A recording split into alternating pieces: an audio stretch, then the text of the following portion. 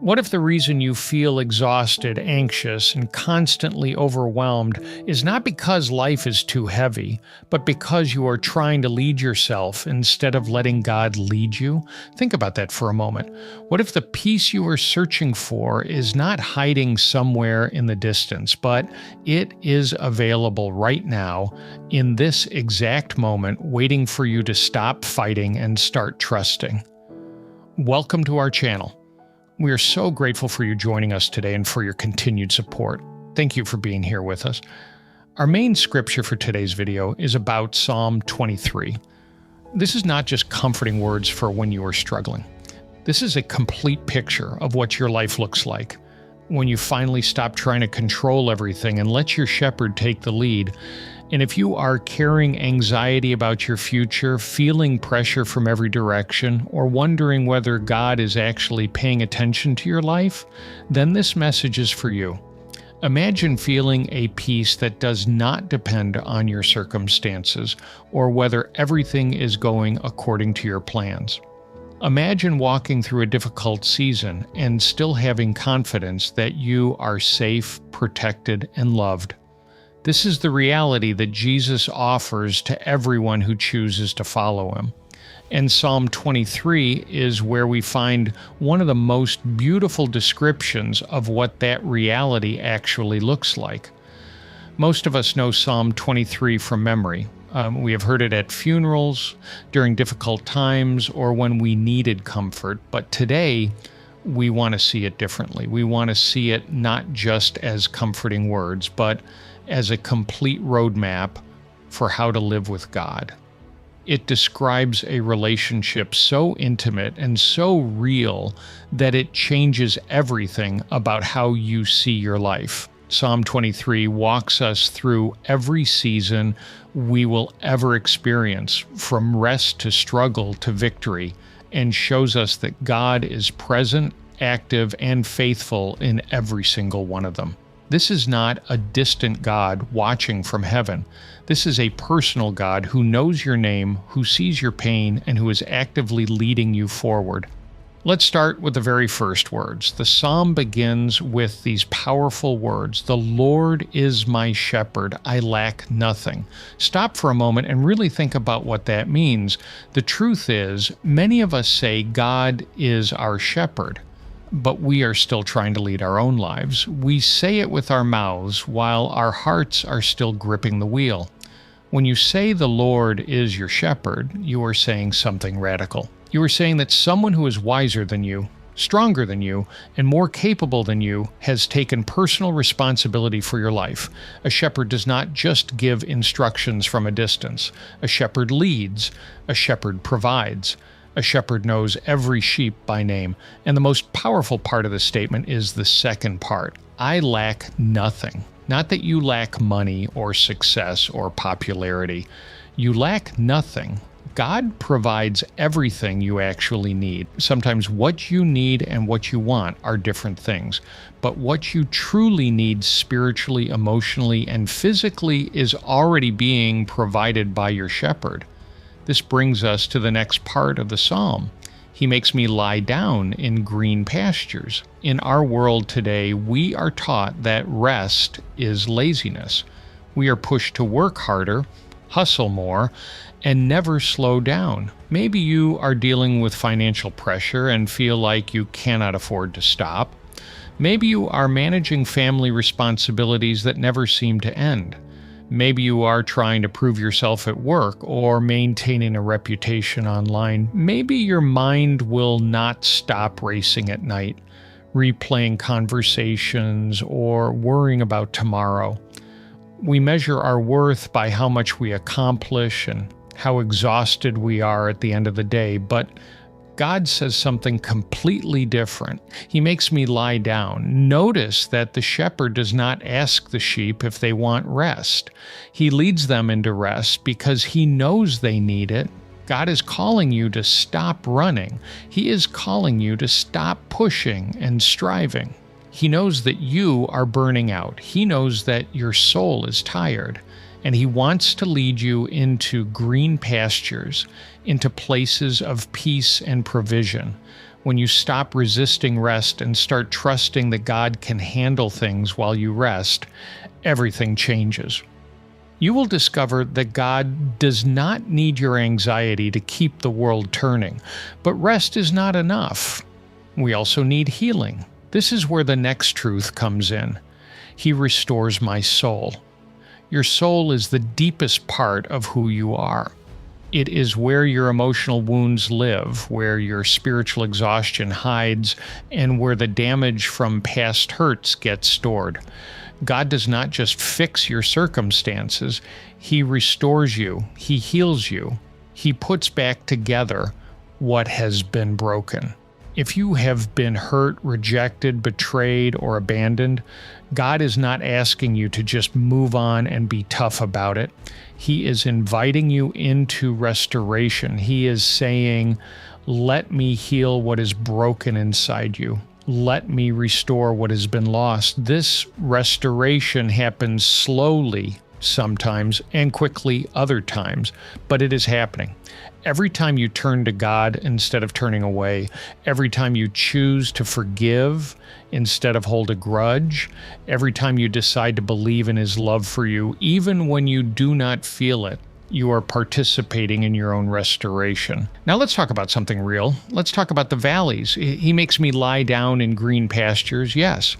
But there is another part of the psalm that says, even though I walk through the valley of the shadow of death, I will fear no evil. The fact is, you will walk through valleys.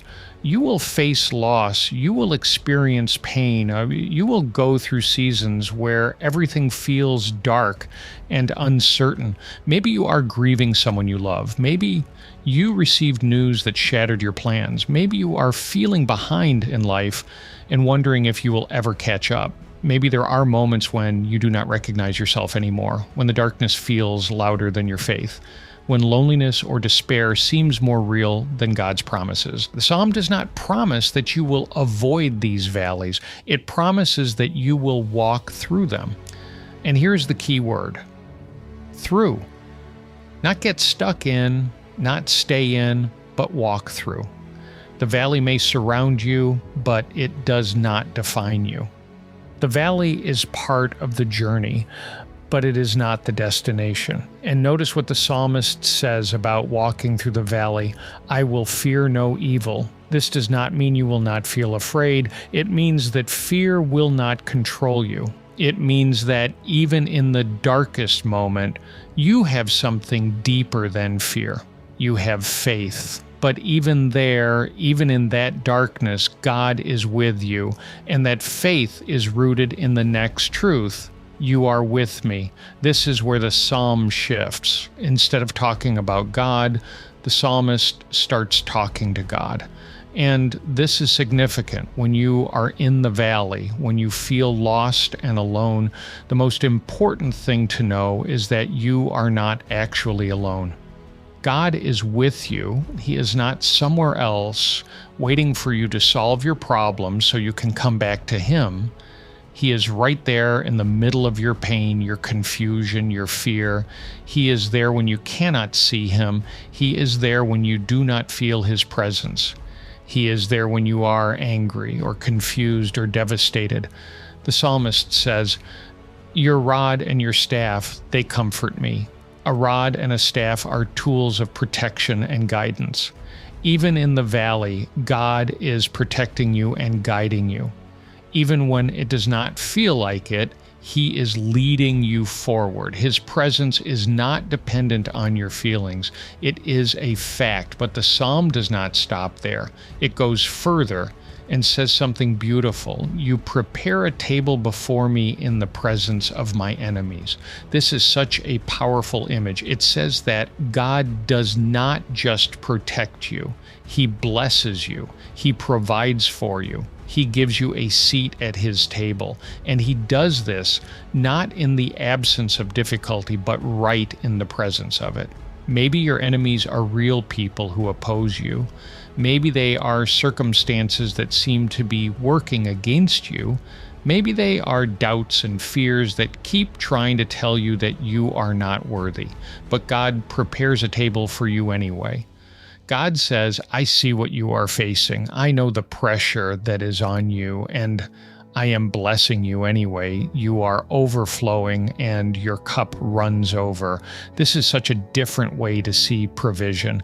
It is not just having enough, it is having abundance. It is being blessed beyond what you need. And then the psalm closes with this promise: surely goodness and mercy shall follow me all the days of my life. The word follow here is so important. It means that goodness and mercy are not temporary. They are not just there for the good days.